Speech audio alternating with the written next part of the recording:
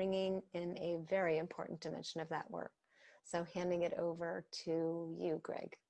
Oh, thank you so much, Teresa and Claudia. Good morning. It's the first time I've seen you this morning, so I will say good morning to both of you. Thank you for my beautiful, warm introduction. And Teresa, I really want to just take this moment to express my gratitude to you for thinking of me as you put this conference together, for the invitation to share this virtual stage with so many of my dear, dear friends, brothers and sisters, brilliant minds, beautiful hearts, awesome colleagues.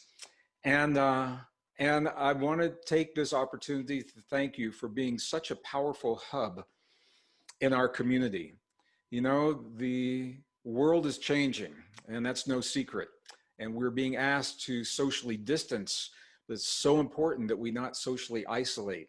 And if we're going to have a pandemic, it's good to have it in a technological age so that we can do what we're doing right now. So Teresa, thank you for pulling this team together, for pulling this community together, and for sharing with me the opportunity to be with my community in the way that we are today. I just want to say that right off the bat and give my thanks to everyone behind the scenes that we will never see that are working to make this happen, all of the tech people and all of the coordinators. And I want to say good morning to our global audience, to my global community, wherever you are in the world. I know some of you, because of time zones, this is not your morning. So thank you for making the time in your day to share some of your day with me right now. We are living an extraordinary time, unlike anything that we've ever seen in the history of the world, and it means different things to different people. You know, I was doing a radio interview recently, and the first question the interviewer asked me, he said, "Gregg, is it the end of the world?" And he was very serious. And I said, well, it is very probably the end of the world as we have known it. And as a scientist and as a student of cycles of time and cycles of nature, what I can say is that the end of anything, by definition, is the beginning of what comes next. So is it the end of a way of thinking and a way of living? Absolutely. And we are in that shift right now. Is it the beginning of what comes next? Absolutely. And then his question was, well, what comes next? And I said, well, that's the beauty. The beauty of where we are in our lives right now is because what comes next is still being created. We are still in this transition point. And what comes next is based upon us. The choices we make, those choices are based upon the way we have been taught to think about ourselves, our relationship to ourselves, our relationship to our own bodies, our relationship to one another, to the world around us, to the future, to the past, to the earth, to the cosmos, to God, to spirit. All of these relationships are part of what we call our story. And our story is determining the world that we choose. That is the beginning, in the beginning stages right now. And that wasn't exactly what this interviewer was expecting to hear. So we took a break and he never came back. Somebody else came back and we finished the interview. I'm a scientist, and I think many of you know that by training. I'm a scientist. I'm a degreed earth scientist with a very strong background in the life sciences, as well as math, physics, computer science, and the ocean sciences. And all of those come together in a really beautiful way that has helped me to make sense of what's happening in our world today. And this is what I want to share with you in this time that we have together, because for many people, it looks like the world is just falling apart at the seams for no apparent reason. It looks like the rivets are just popping off right and left, and everything is just collapsing for no apparent reason. And I could see where it would be very easy to have that perspective, because we're in the change. You know, it's one thing to be outside of the change, watching it happen as an observer, but to be in the change while it is occurring day in and day out, hour by hour, watching those shifts in our jobs, our careers, our relationships, our finances, our paradigms of what we have come to trust in our lives and what we thought was true and solid in our lives. As those things melt and fall away, it can be very frightening if you don't have perspective.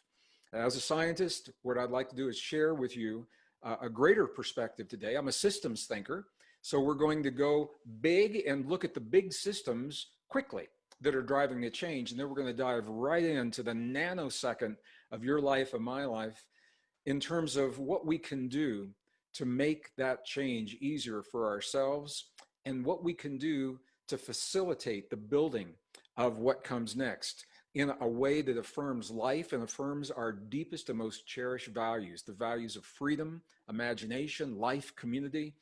All of those are on the line right now. There's a battle. There's a battle playing out right now for our thoughts. You know that. There's a battle for our world. You know that. There's a battle for our story. I'm going to talk about that. There's a battle for our very humanness and what our capabilities are is on the line right now. And I'm going to share with you insights into all that. That's what I want to do right now.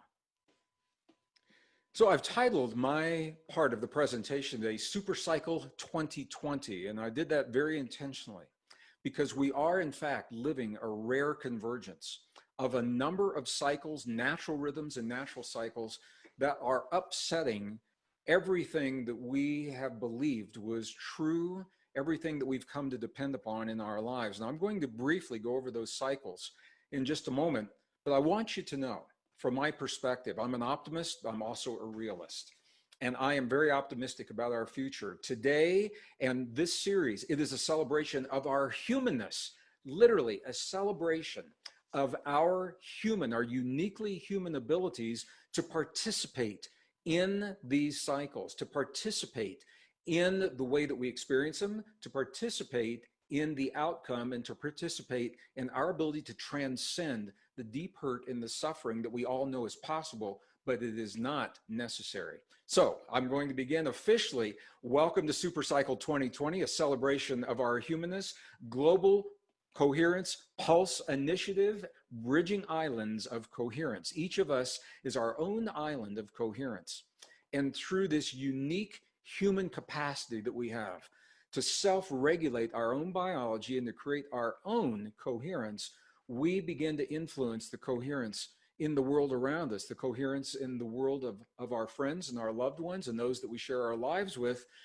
But as you will see through my presentation and others, on a level that was not even imagined to be possible only a few years ago, because of the uniqueness of our biology and our relationship to the field that connects all things. That field is what links us to our global family, our global community, and that field is what gives us the opportunity as well as the ability to influence and to participate what's happening in our world. So let's start at the very beginning. This is a celebration, moving from a story, a common story of fear in limitation, and this is a story that's being perpetuated in the mainstream textbooks, mainstream classrooms, certainly mainstream television media, mainstream documentaries, leading us to believe that we are powerless in the presence of conditions that are facing us right now, and that we need to turn to something outside of ourselves to make life better, to make life bearable, to make it bearable what we're going through. We're transcending that sense of fear and moving to a new story of freedom and a story of mastery, a story of freedom and mastery that allows us to love fearlessly in the world without reservation.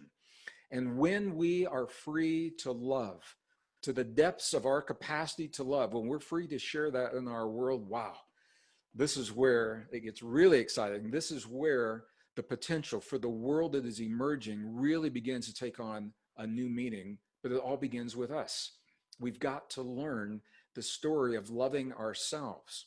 And loving ourselves, from my perspective as a scientist, loving ourselves means that we honor our sovereignty, that we honor our biological sovereignty in ways that are reflected in the choices we make every moment in our lives, the way we nourish our bodies, the way that we move our bodies, life-affirming movements, the way that we self-regulate, consciously or subconsciously, our immune system, our anti-aging enzymes that we all have in our bodies, our ability to heighten our states of cognition and our states of recall and memory. All of that is about loving ourselves. So the question is, do we love ourselves enough? This is what's on the line right now.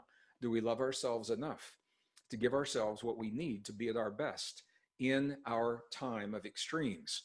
It's all about our story. Our story, I want to be really clear when I say our story is our individual story and our collective story, the way we've been taught to think about ourselves and what's possible for us and our relationship to the world.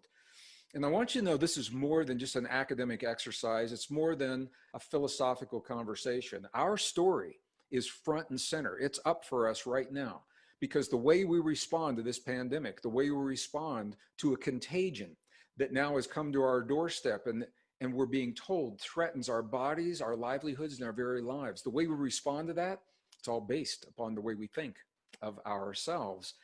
And the science is on our side. I just want to tell you this right up front. The science is stacked in our favor. The science tells us that we have everything we need, not just to survive, but to thrive, to transcend this experience, this global lockdown and this global fear that's sweeping the earth. We have everything we need, not just to get by, but to become better people, the best versions of ourselves, and create the best world possible on the other side of where we find ourselves right now. It's all about our story. Now, I want you to think about this. We live our lives based upon the way we think about ourselves, our story. We solve our problems based upon the way we think the world works and the way we believe our relationship to the world exists. Every relationship you've ever had in your life, every friend, every intimate partner, everyone you've invited into your home, everyone you've invited into your bed, everyone you've ever shared your body with, it's all based upon your story, the way that you have been taught to think about yourself. And me too, we're in this together. I'm a student. I am still learning, and I'm sharing with you what I've found to be true so far, because it's very, very different from what we've been taught to believe and accept in mainstream, in our classrooms, textbooks, our families, typically in our communities. We heal our bodies based upon our story. Whether or not we awaken the deep capacity for rejuvenation and healing within our bodies, or we feel that we need something outside of us, a chemical or a computer chip or wires under our skin, or we need something else to help us to get through this. It all is based upon our story. We're building a society. The choices we make right now for where we go and how we move forward, it's all based upon our story. So I think you're beginning to see our story is more than a philosophical conversation. Man, it is up for us right now. It is front and center. No longer on the back burner. It's on the front burner, and the flame is turned up high. We are being invited to be very, very clear. In some ways, we're being forced to be very clear about what our story is. Who are we? What is our capacity in this world? Because when you change your personal story, I think you all know you change your life. But we're looking at the big picture here. If you change your story and you change your life, you change our story, you know what's going to change? The whole world. And that's what's up right now. And I want to tell you, the future of our world is in the balance right now. The stakes have never been higher. That's why there's a battle for our story. That's why people are battling for your thoughts, trying to convince you to think one way or another when it comes to climate change, when it comes to vaccines, when it comes to contagions, when it comes to economies, when it comes to politics, when it comes to freedoms, when it comes to imagination, when it comes to community. All of this is in the mix. This is where the rubber meets the road. It's very, very challenging to draw a line now between the real world of our everyday lives and these conversations in the past that may have been more philosophical about spirituality, about metaphysics, about scientific discoveries. You know, we'd read in a science journal, the magnetic fields of the earth influence the human body, and say, oh, that's cool. And you take a note in a conference and you write that down. Now, that fact is what empowers us to actually participate and work together and share and cooperate to direct the kinds of changes that we're talking about through coherence. The coherence we create within us becomes the coherence that we experience around us. And all of that is all about our story. So I want to share with you, I mentioned just a couple of moments ago that we are living this super cycle. And I think we all know this is a time of extremes.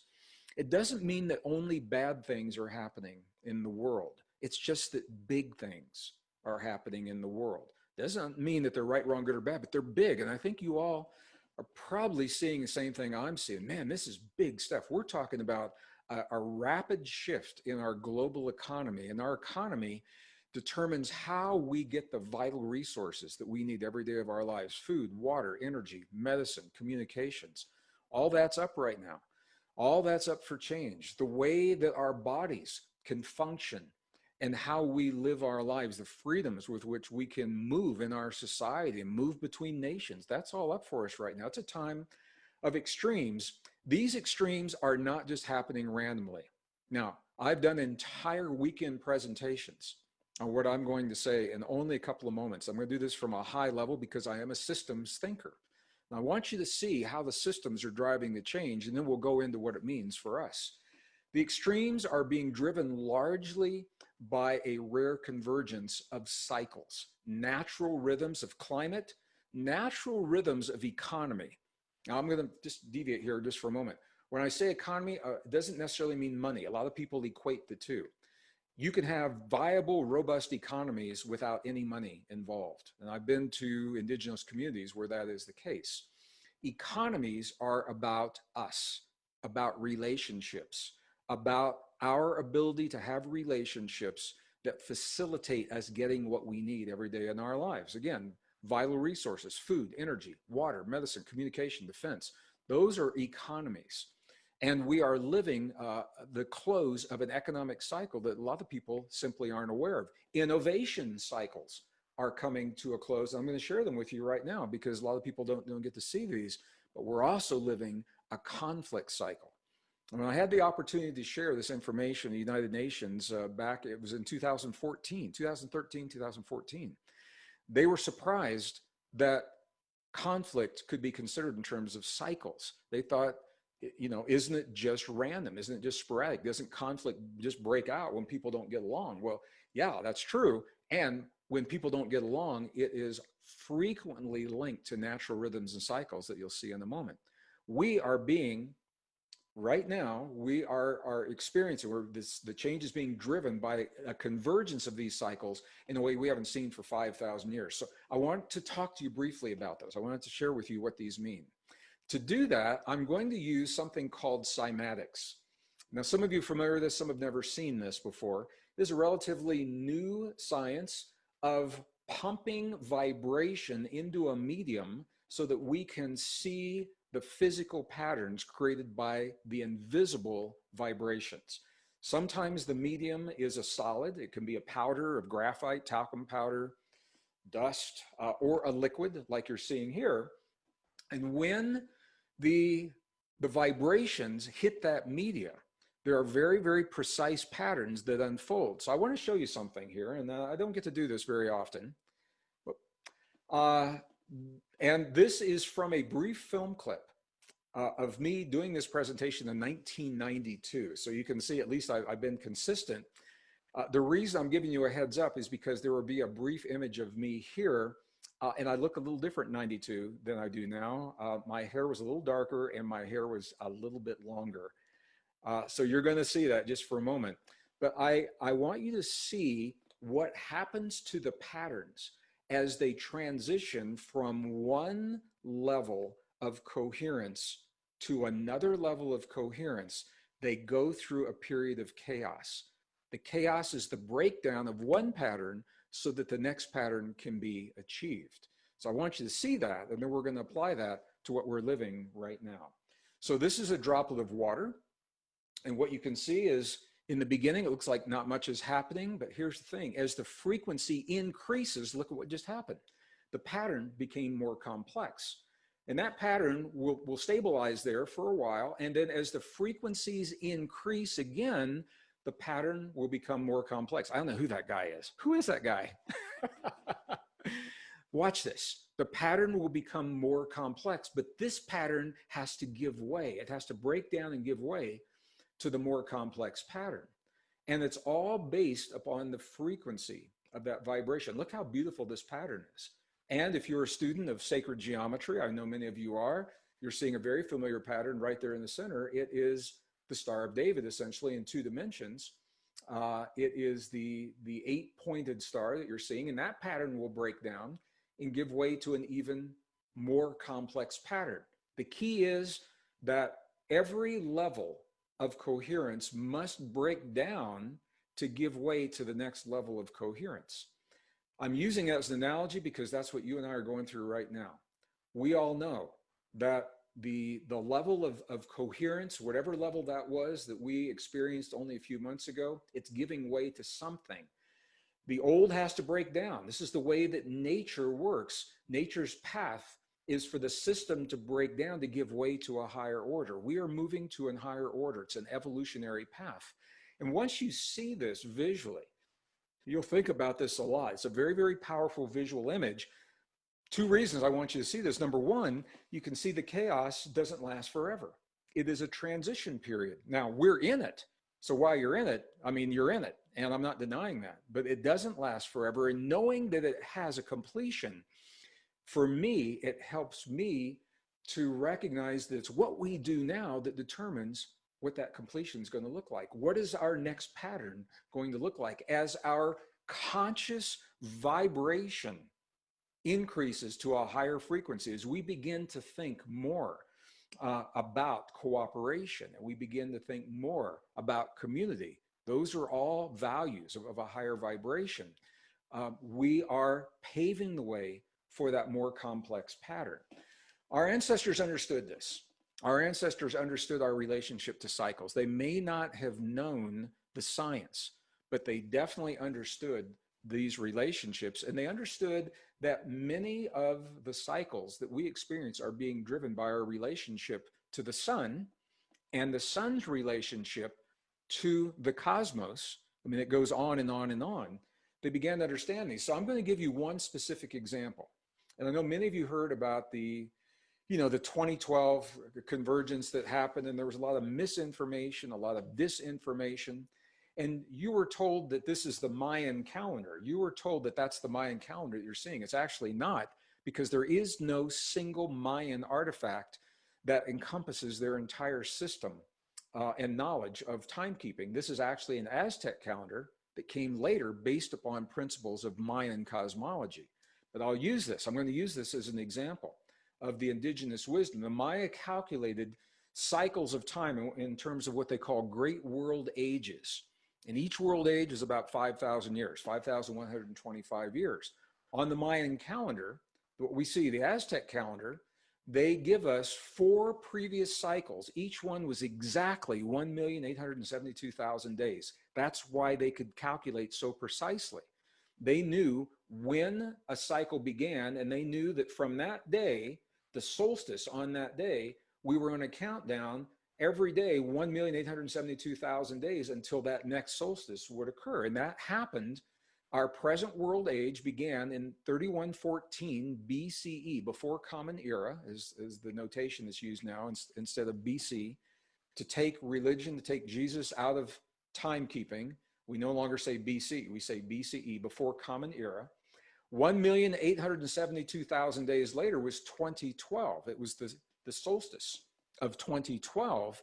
And a lot of people thought, okay, well, that's the end of the cycle. But cycles of that magnitude, they can't end on a dime. They don't stop in a heartbeat. There's a buffer, and the Mayans knew that. There's a mathematic factor of 0.00702 that is applied to any given cycle, whether that is a marriage in your life, or whether it's a health cycle, or whether it's a cosmic cycle. There's a whole story about where that comes from. When we apply that factor to the 5,125 year cycle, we get a 36-year buffer, 36 years around 2012, 18 years before and 18 years after. Look at this, 18 years before means that the changes began in 94, and 18 years after, and that was right at the end of the Cold War, by the way.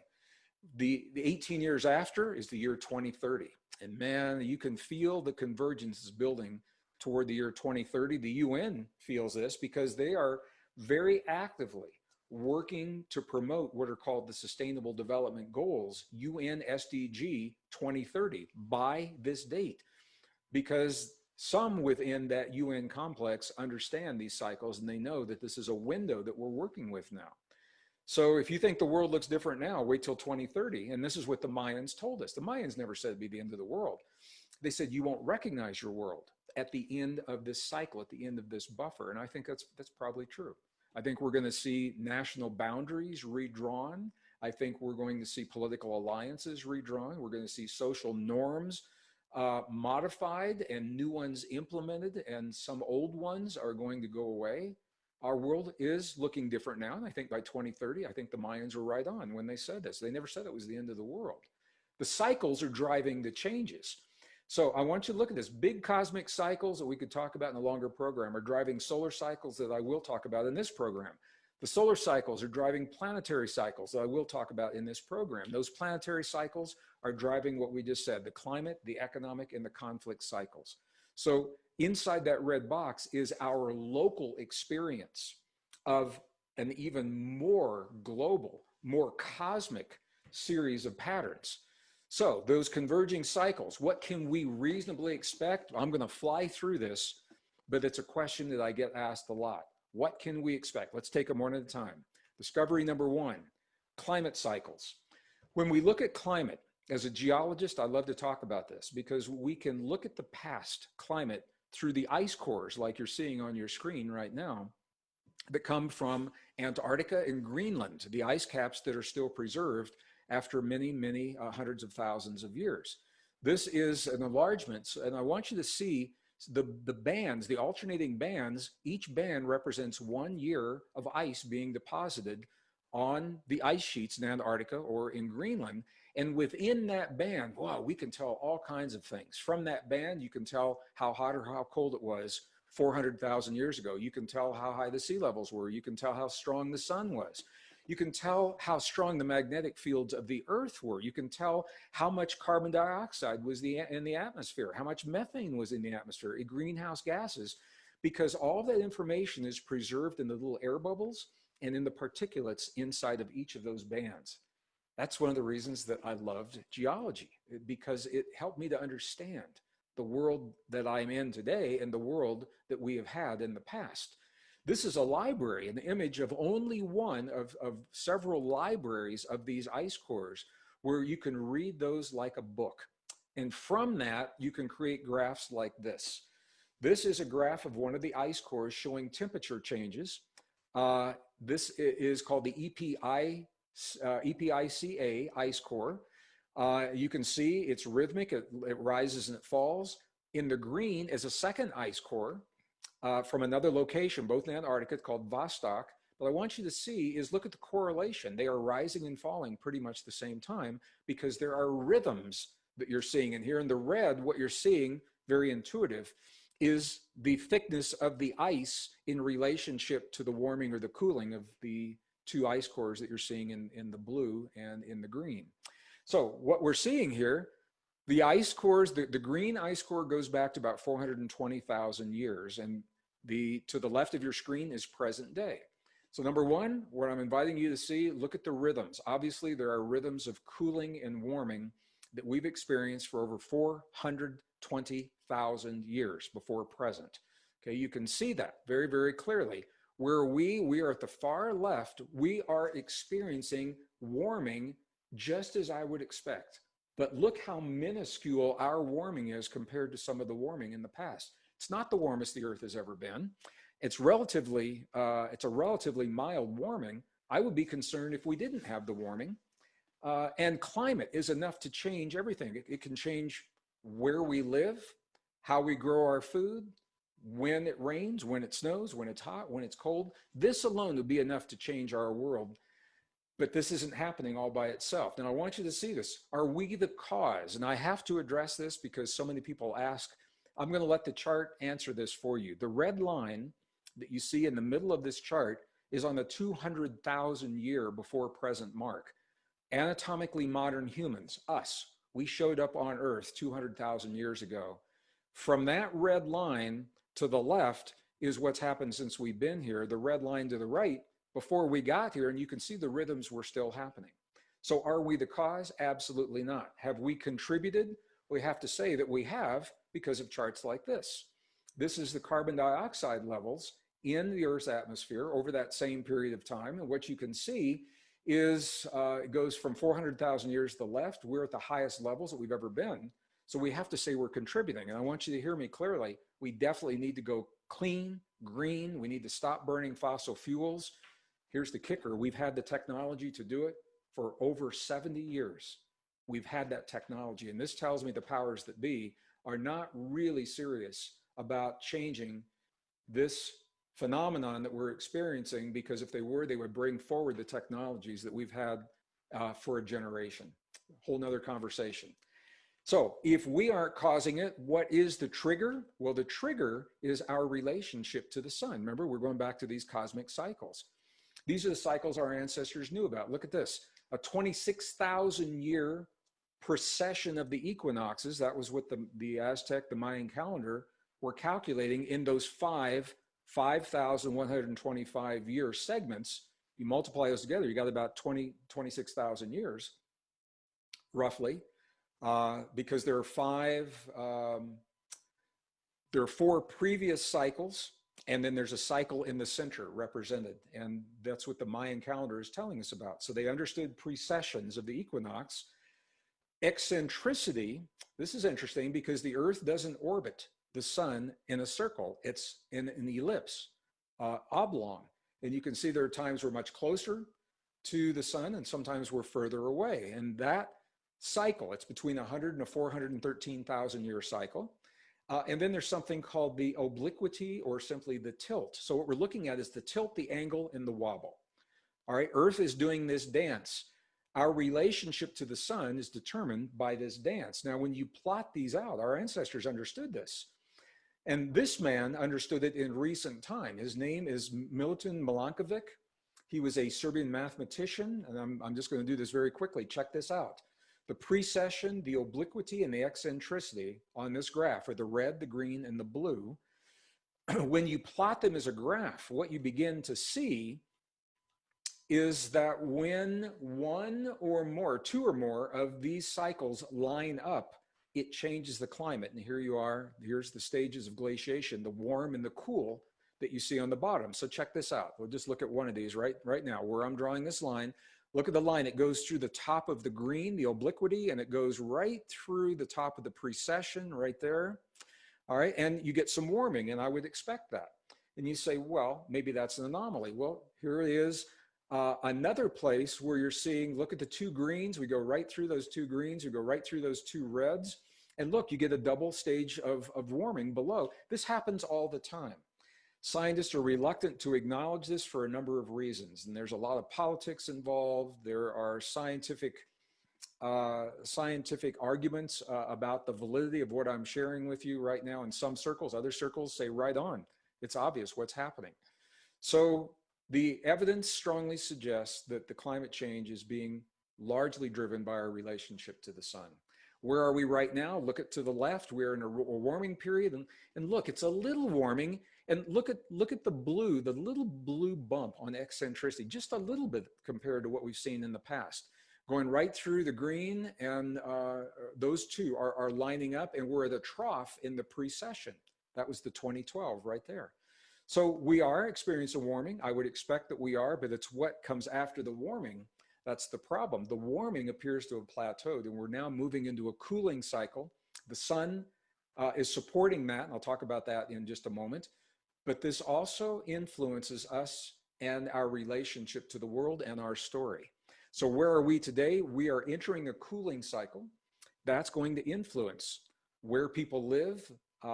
Most of the landmass is north of the equator. Most of the people live north of the equator. Most of our food is grown north of the equator. And when the climate changes in north of the equator, it influences migration, where people live, how we grow our food. And this in and of itself would be enough to change our story, but it's not happening alone. Discovery number 2. Look at this, the economic cycle that I talked about.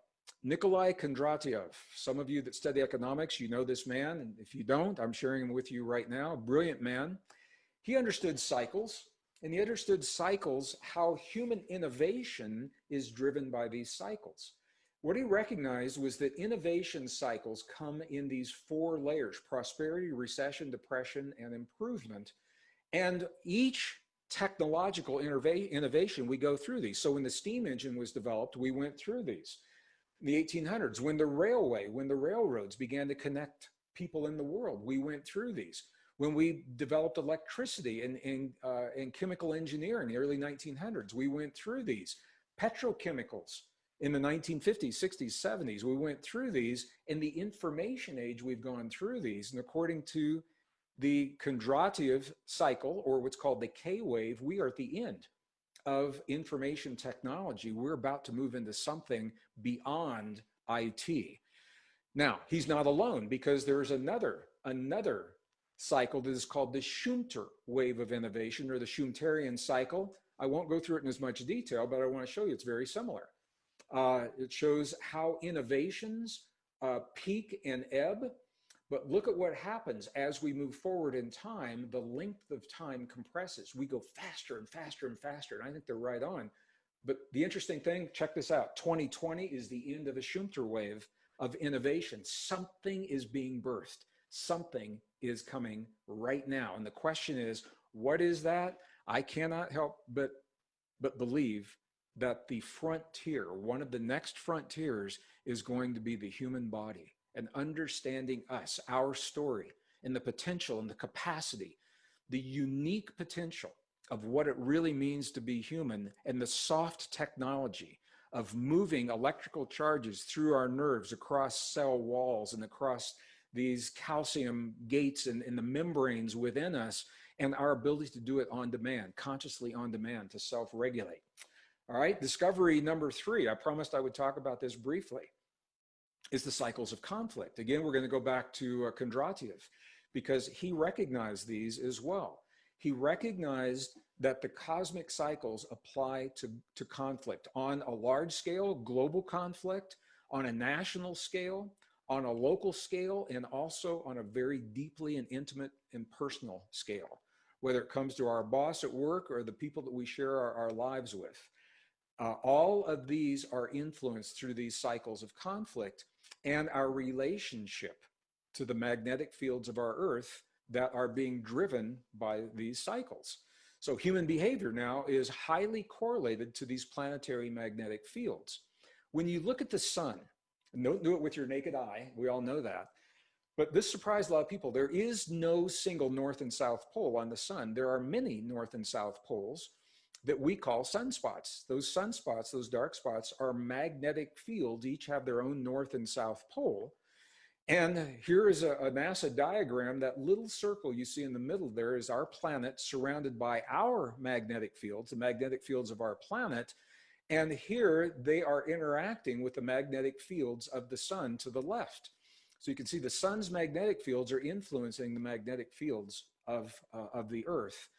And by virtue of that, they are influencing you and me, because we know that the human heart is the strongest biomagnetic generator in the human body, much stronger than the brain.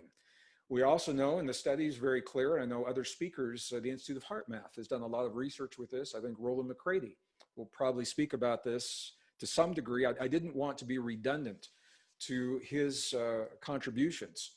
So I'm not going to go into a lot of detail in terms of the technology. He and some of the other speakers are going to talk about the technology. The outer technology, I'm going to talk about the inner technology, because it is the changes in these magnetic fields that prime us, that open the door to opportunities. Now, I'm going to use this word very, very consciously. They influence what's happening, but they don't control what's happening. Clearly, you and I are not slaves to these cycles. We are not slaves. We can be vulnerable if we don't know what's happening. We can be susceptible. And as we develop an awareness of where we are in these cycles and what we can expect, then when we feel that impetus, when we feel the anger, or when we feel that frustration, or we feel the urge to judge another person, we can consciously say, you know, this isn't really me. I'm not usually like this, but this may be the influence of the cycle. And then we can transcend that influence. The magnetic fields influence the human heart. In general, I'm just going to give you a general relationship in terms of what this is. The stronger the magnetic fields of the planet we live on, the greater the coherence we experience on a biological level. The greater our biological systems can come into harmony, the easier they can come into harmony with one another. And when that happens, it it supports cooperation, cooperation within our bodies, cooperation with other people. As we go through our time of extremes, it's more important than ever, not only to have community, but to be able to cooperate within our communities. Coherence is the way to facilitate that cooperation. And the beauty is that we are wired to create that coherence on demand. Now, I said that the sun is influencing this, and I want to show you what I mean by that. We all know about these 11-year solar cycles. When the sun gets very quiet, there are no magnetic storms, and then those storms begin to grow and build, as you're seeing here. So 1996, quiet sun. Look at 2001, the time of 9/11. We had a lot of magnetics going on there. And then the fields begin to wane back down to the 2006 level. This is so predictable that we have charts that go back, they go back much further than this. This chart begins in 1840. We've got charts that go back into the 1600s, where we're charting the ebb and flow of the magnetic fields by the number of sunspots that are observed. And the reason that I'm saying this right now is because of where we are right now. We are right now, we are in, if you go to the right of the screen, 2020, we are at a low point between solar cycles. Solar cycle 24 is ended. Solar cycle 25 is yet to begin. We are at a low point. I won't talk a lot about this, but historically, look at what has happened at some of the low points. Some of the low points that we've seen in the past. Let's go back and take a look at this. Here it is right here. So, solar cycle 22, the magnetic fields, look, right in the middle of that cycle, the magnetics were strong, and then there was a dip, a big sudden dip, and that is precisely, look at that, that is precisely when the Gulf War, that first Gulf War happened. Solar cycle 23, look how pronounced, I'm doing this so you can see, look where the line is, I'm gonna take it away and look again. That dip is when 9/11 happened. Now, I'm not saying these things had to happen, but I'm saying there is a vulnerability, a susceptibility to human conflict when the magnetic fields are at low points, whether we're in the middle of a cycle or we are at the end or between the cycles. Solar cycle 24, look at this. 2000, right around in here, 2000, before 2015 is when the battle in the Ukraine took place. A lot of people in the US didn't know much about it because our media didn't cover it very much, but the rest of the world did. Where are we right now? We're on the far right of the screen, 2020. We are in between those cycles. And the question is, what will we do with this opportunity? Now, you can think of these magnetic fields like glue, all right? They are glue that holds together belief systems. If we're really entrenched in the rightness or the wrongness of what we're experiencing in our world and in our lives, when those magnetic fields drop, we are more open to new ideas because the glue is waning. But we are also, by virtue of that, we are susceptible to less cooperation and greater conflict. However, and I want to be really clear about this, as I mentioned, we're not slaves of these cycles. They also represent the greatest opportunities for peace. We are living not only the greatest vulnerability and susceptibility to conflict, but this is the greatest opportunity for peace because the magnetic fields are low. The glue that is holding all those preconceived ideas and the belief systems and the alliances together, that glue, it's there a little bit, but it's really weak right now. This is the opportunity for peace, for innovation, for new ideas, and that's exactly what we're seeing happening right now. That's part of my optimism. That's why I'm so excited.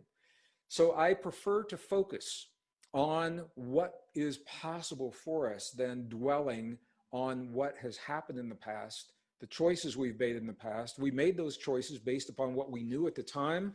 We now know something more. We have the opportunity to come together as a global community and move forward with new choices, honoring even the separation, the distance, and the conflict in the past. It's part of our history. We can't change it, but we can determine how we move forward from this point. So Kondratiev knew this. He plotted, I mean, this is so right on. Look at these conflict cycles. Civil War was right at the top of for the United States. And by the way, this is primarily US centric. There are cycles like this for the planet as well. I just grabbed this. This was a 17.7 year conflict cycle.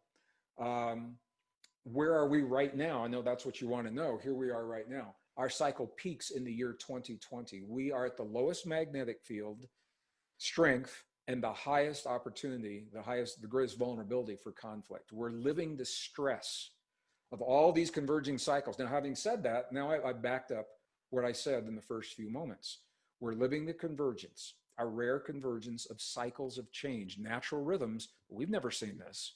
And if you don't know what's happening, it can feel like the world is just going to hell. And people are saying that to me directly. The world is just going to hell. That's a perspective. It looks like that. I can see where it would look like that if you don't know what's happening. If you do know, and I've also seen people do this, they look back and they say, wow, my God, how come I've never seen this before? And now that I have, what can I do? That's where we're going with this. How do we create a greater coherence in our own bodies to influence those that we share our lives with, our communities, our society, our nations, and ultimately an entire planet? How do we do that? Well, that's discovery number 4, and it begins in the human heart. Isn't that interesting? Because so many of our most ancient and cherished spiritual traditions are all focused around the human heart, and they've been discounted throughout history primarily by patriarchal societies, because that's where the power is. If you want to disempower a society, you take away the knowledge of their relationship to their power center. And that power center is in the human heart.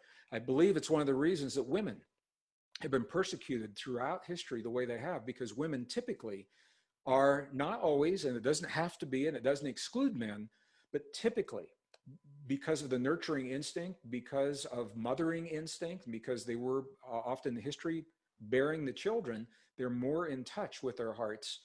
The men had to shield themselves. You cannot be a warrior and experience in a battlefield what we ask many of our men and women to do when you have a deep, clear connection to your heart that is active and engaged in the moment. It is very, very difficult to do that. So the warriors and men typically in the past were taught to sever that relationship for their heart, not acknowledge their emotions, not embrace their feelings, not deal with the trauma in their lives. And historically, men have a shorter lifespan than women, largely because of the inability to resolve those traumas, or because of the kind of jobs. You know, if you're working in a in a mine under the earth, or you're working a dangerous job, that is a factor as well. But when the men die from disease, often the disease can be traced to unresolved trauma that creates cancers, creates lung issues, things like that. So it's not surprising that our coherence begins in the heart. This is a very quick image. What you see is a typical heartbeat, the QRS complex, and the R is the big peak.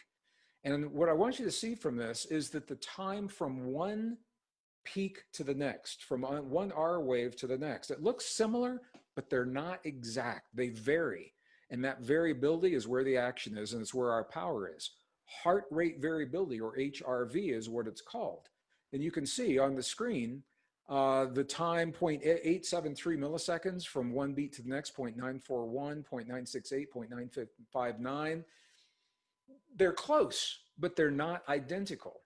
And this is why this is so important, because the greater the heart rate variability, the greater the variability from one beat to the next, the more resilience we have to the extremes in the world and the changes in our lives. Boy, if we ever needed that resilience, I can't think of a better time now. Our world is changing by the hour. We need more than ever that resilience to be able to embrace in a healthy way the changes, rather than trying to cling to the old ideas because they're comfortable and familiar, or just trying to hang on just to survive until things settle down. This gives us the opportunity to thrive in the present moment. Now, this is a fascinating chart I want you to see. There, the blue is the mean, Okay, and above and below, these are standard deviations. So I'm just going to invite you to look at the blue in the middle. This is heart rate variability over time, and this was done from the Chicago College of Medicine, documented in 2010. What I want you to see is typically, and I'm going to emphasize that because it doesn't have to be true for you and me, and if it has been in the past, it can change in a heartbeat. Look at what's happening. Typically, typical lifestyle, typical Western diet, typical sedentary lifestyle, typical belief systems, typical unresolved trauma, typical stress. Heart rate variability decreases gradually over time from the age of 10 on the left-hand side of the screen. But look at this right here. It appears to plateau or bottom out between the age of 65 and 70. And then look what happens. It begins to increase. People say, well, why would that be? Well, this is where it gets really, it's already interesting. Now it's going to get really, really interesting because one of two things happens typically between the age of 65 and 70. Either the individual, man or woman, between the age of 65 and 70, the cumulative effect of unresolved trauma, of unresolved stress, diet, lifestyle, sedentary lifestyle, lack of exercise, all of these things, unresolved hurt in relationships. I'm hesitating because I don't want to go off onto a tangent, but you get the idea. When we reach 65 or 70, this appears to be the time in our lives. This appears to be how long the human body can sustain unresolved hurt and trauma before it simply breaks down and stops working. So at the age of 65 or 70, one of two things will happen. The body will begin to let you know. Sometimes people call it a close call. They have a health crisis. Sometimes they die from that crisis, and that's the end of that curve.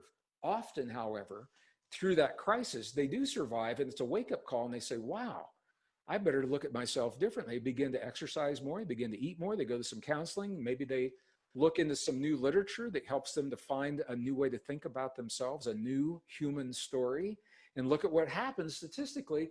They begin to increase the heart rate variability to the point where it was when they're in their 20s and 30s, but now they're in their, 80s and 90s?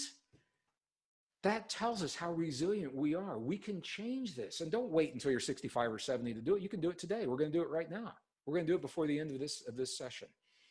The key here is that we do have the opportunity to change and that we can increase our heart rate variability anytime we want.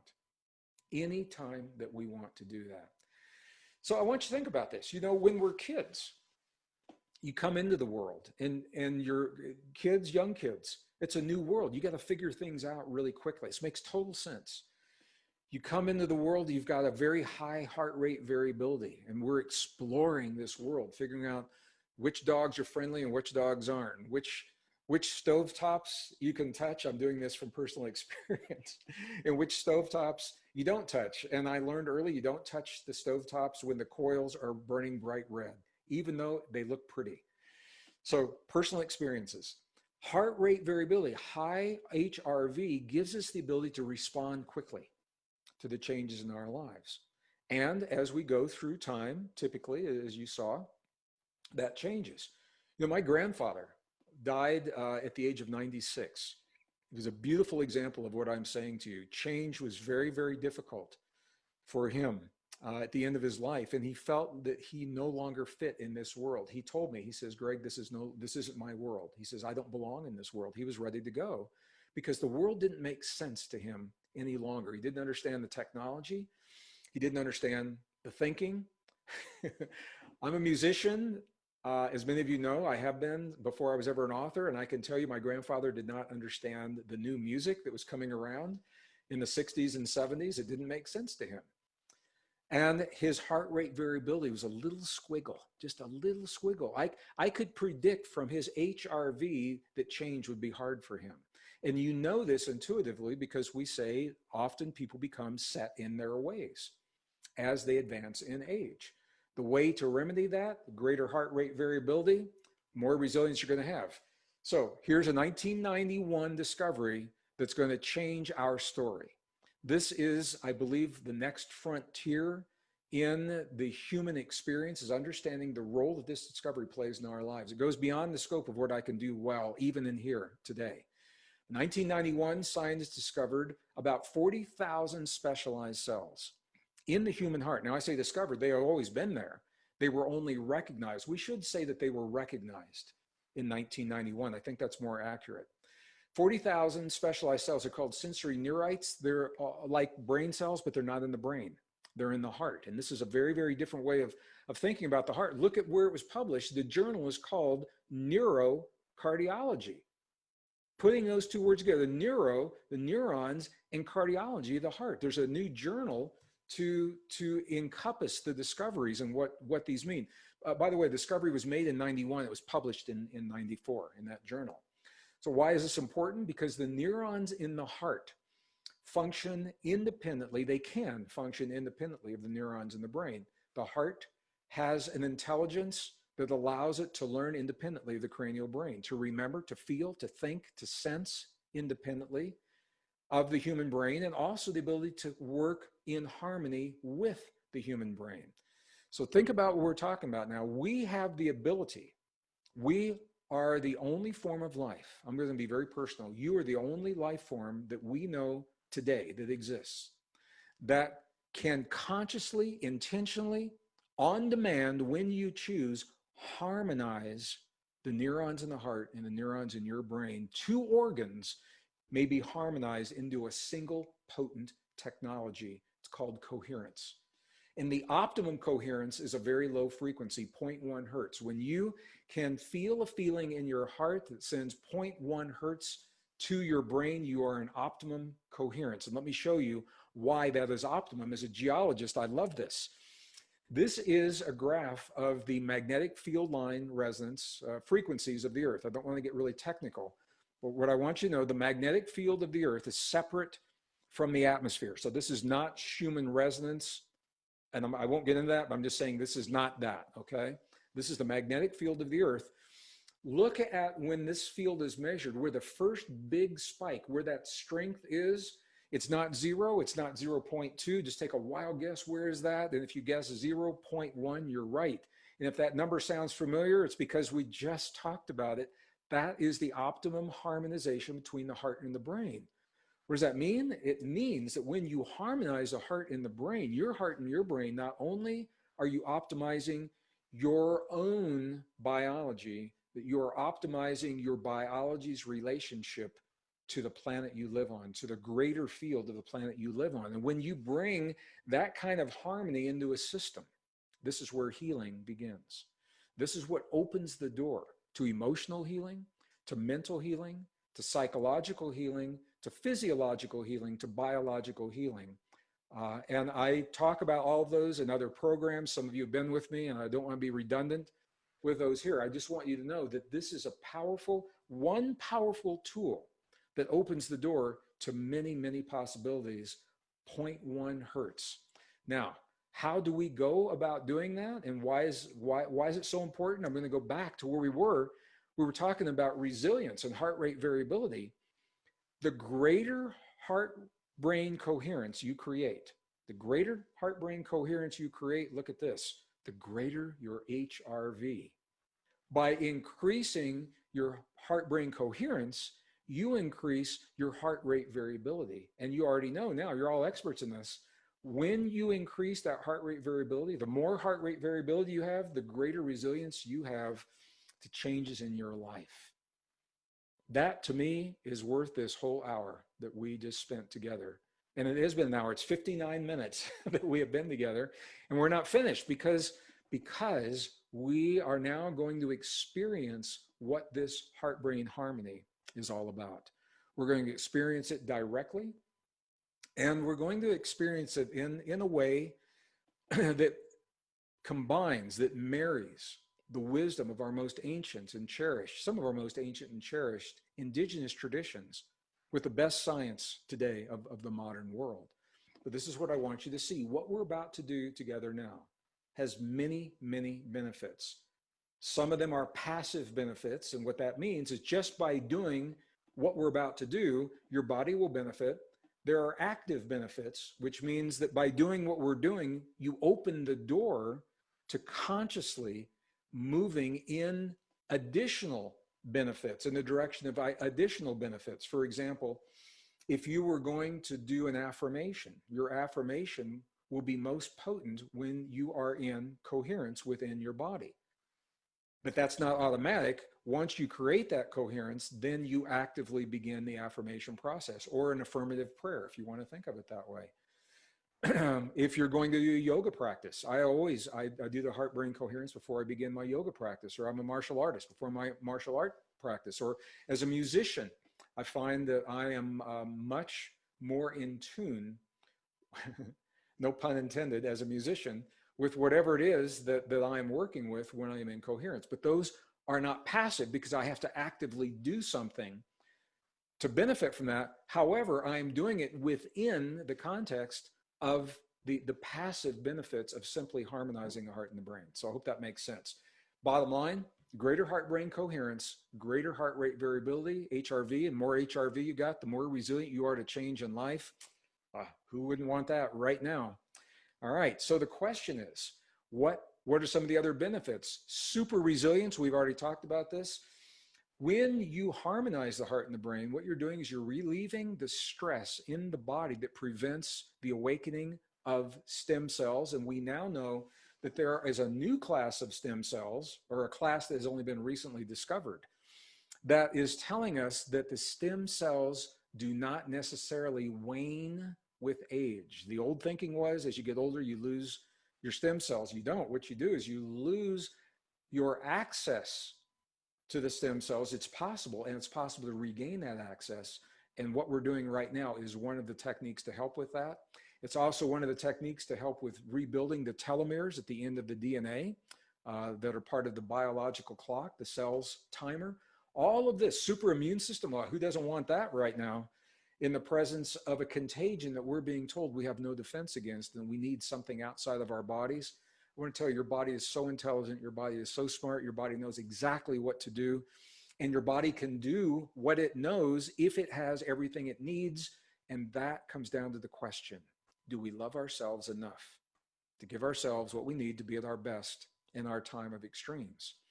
0.1 hertz benefits every cell in the body and the organs and the glands and the tissues to such a degree you can think of this as you loving yourself, flooding your body with a 0.1 hertz frequency, 0.1 hertz frequency. That is love that you're giving your body. So we are about to love ourselves. Longevity comes from this as well.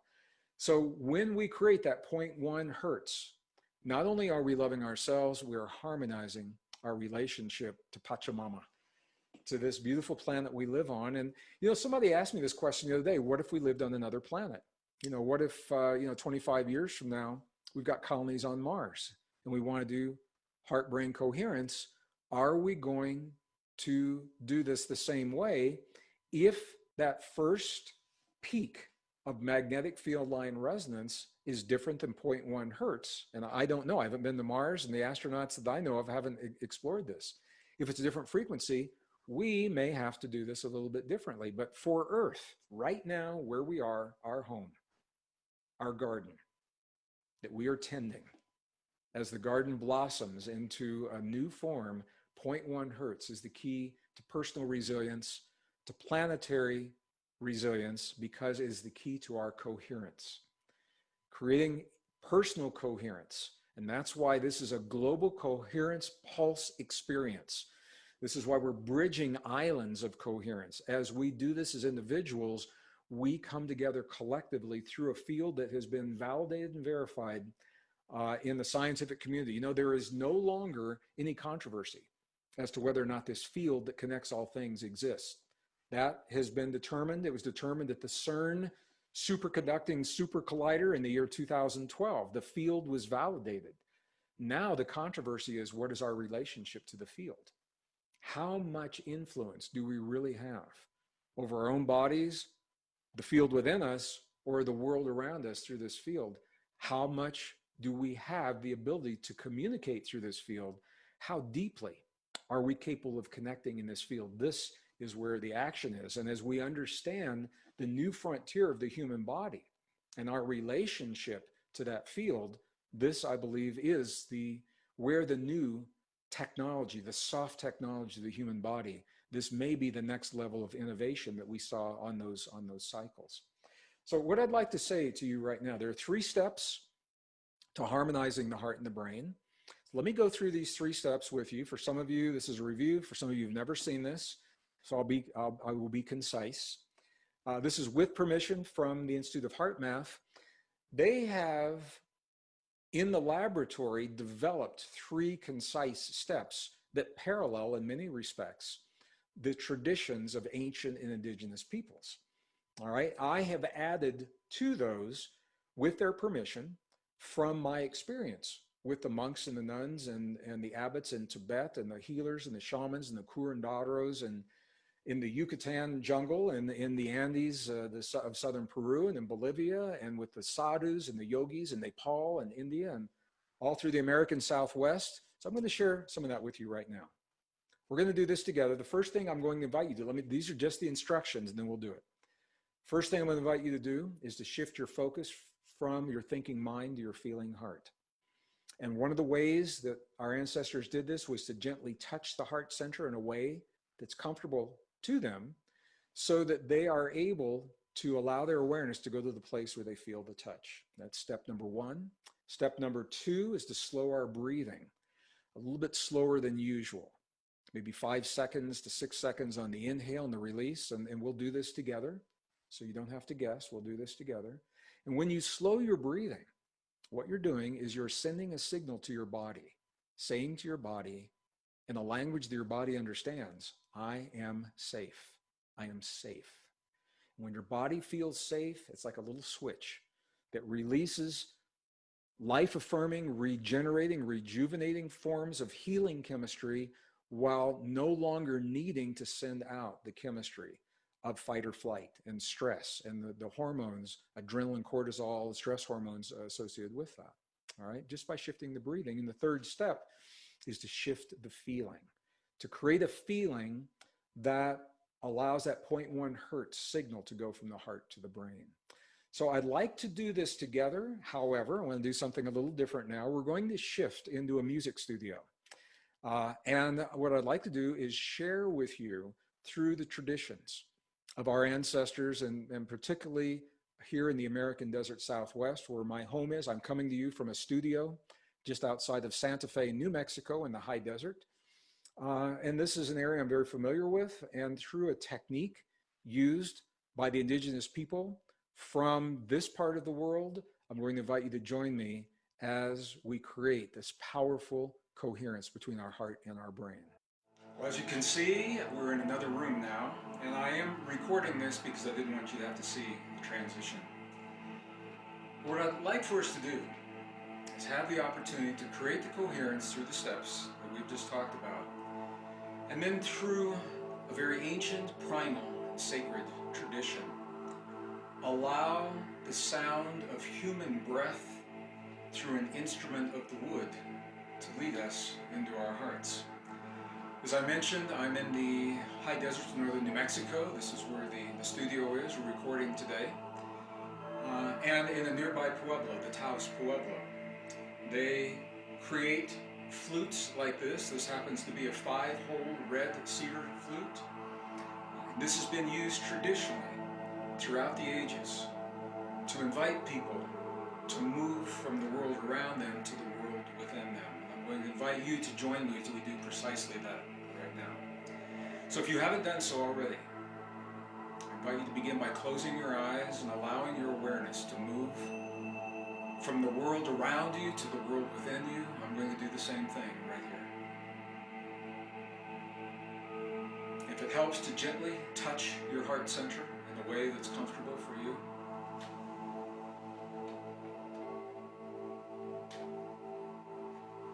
I'm doing the same thing. Just allow your awareness to move from the world around you to the place where you feel that touch to your heart.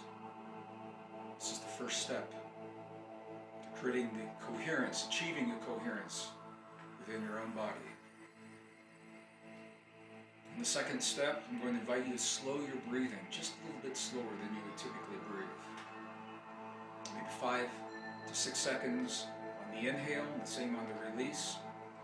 With me, let's do this together. Begin.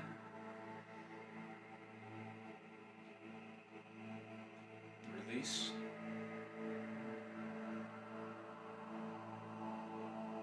One more time. Begin.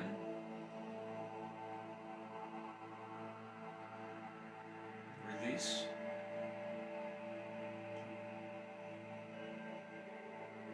Once more. Inhale.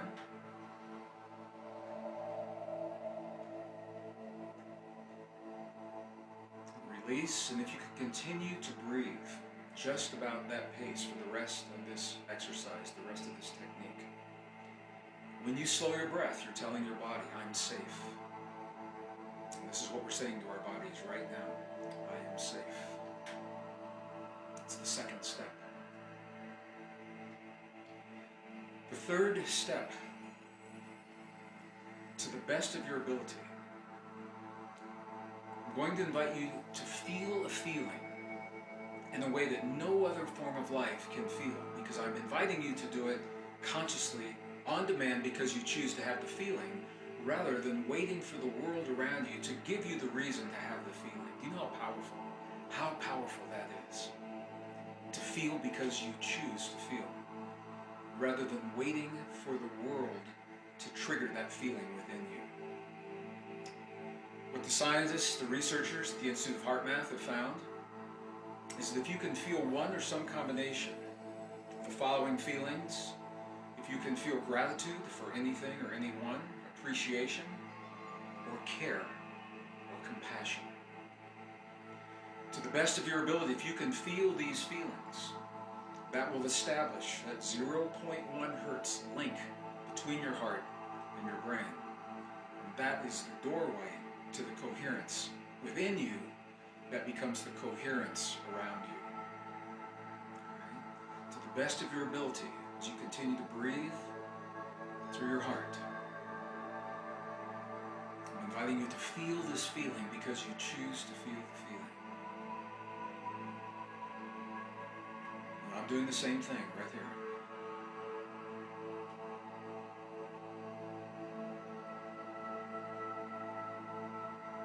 Just allow that feeling to settle into your body. Feel that shift in your body as you breathe the breath of life into the center of your heart.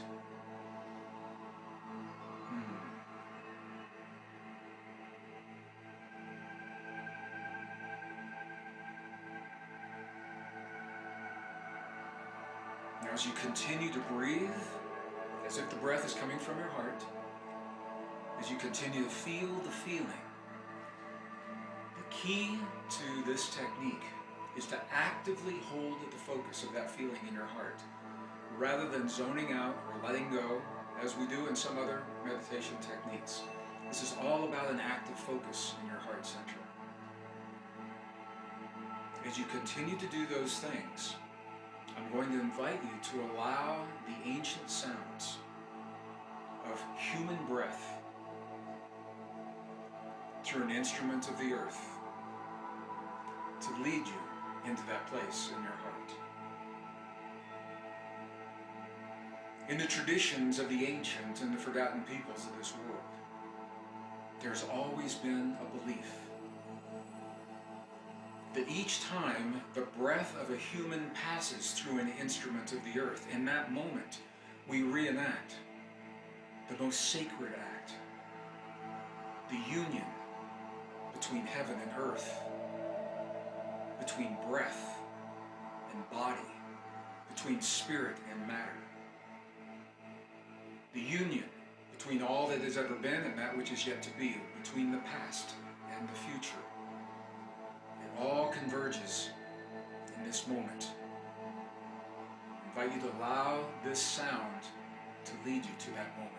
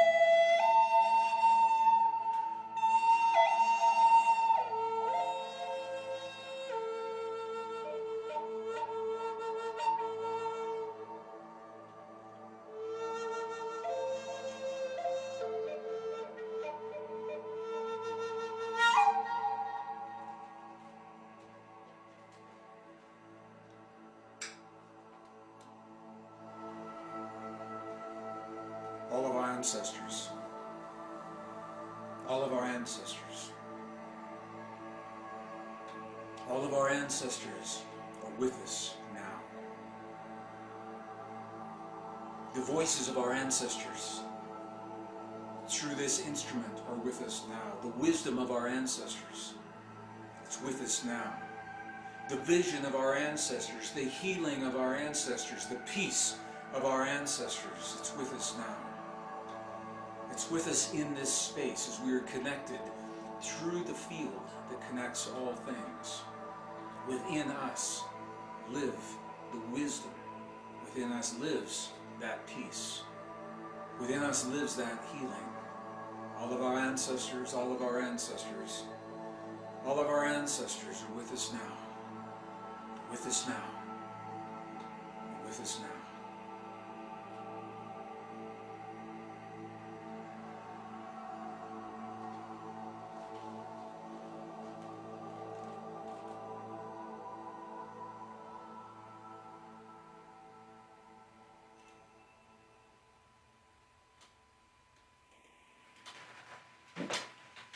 I invite you to take one more deep breath into your body.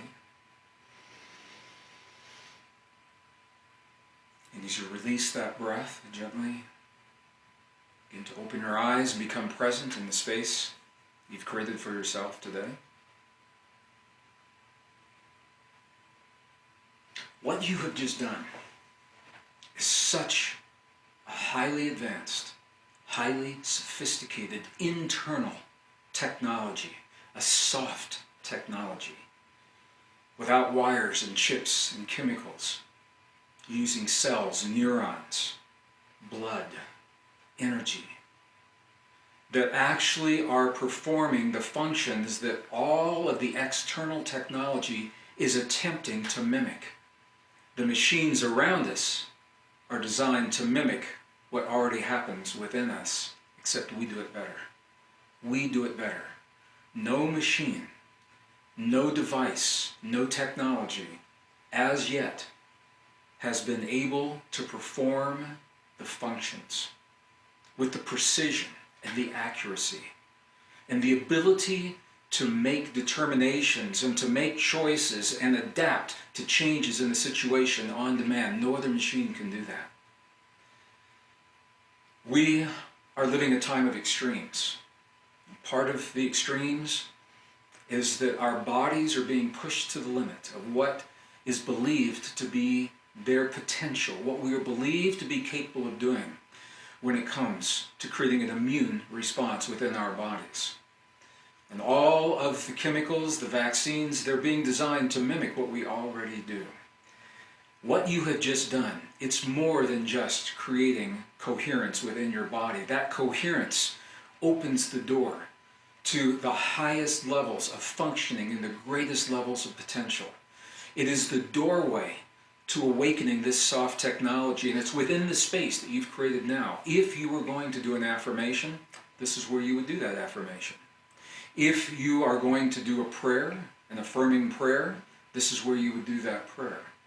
If you were going to attempt to memorize information for study, for a class, learning a language, if you're a musician and you are attempting to mimic another musician or to work with them in new and innovative ways, what you've just done in the state that you are in right now opens the door to the highest levels of cognition, the highest levels of recall, opens the door to using mirror neurons that help us mimic what we see in the world around us exceptionally well and very, very fast.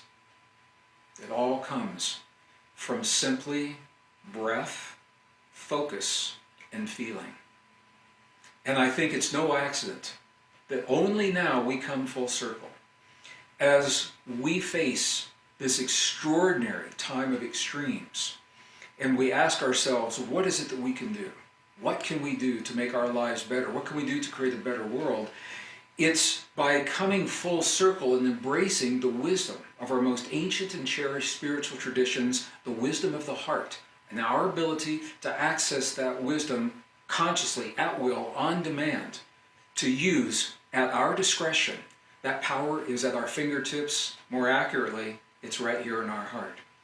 And this is what I wanted to share with you today. The fact that we are living a time of extremes, why they're happening, and how the wisdom of our ancestors now provides a continuity of human understanding.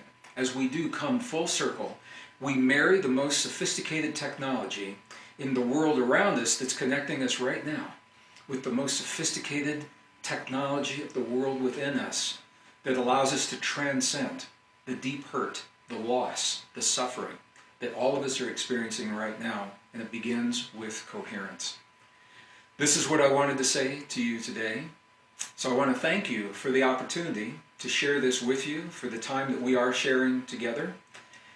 And I know that other speakers throughout the rest of this conference and over the next days and weeks, they are going to build upon what we're doing right now. And you'll think back to this moment. You'll say, that's the reason the slower breath helps, because it sends a signal to my body. This is the reason I close my eyes for the inner focus.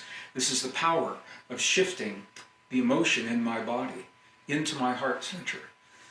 All of these things, I think, will come and become more integrated as we go through these techniques time and time and time again. And this is one of the reasons that I wanted to offer early in this course, early in this conference that now is extended over multiple days, these techniques, so that you have the opportunity to practice them and become accustomed to them, become comfortable with accessing your heart if you're not already, so that it becomes second nature to you.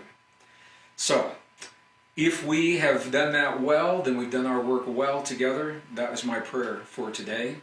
I'm going to close this portion of the program. I want to thank you all once again.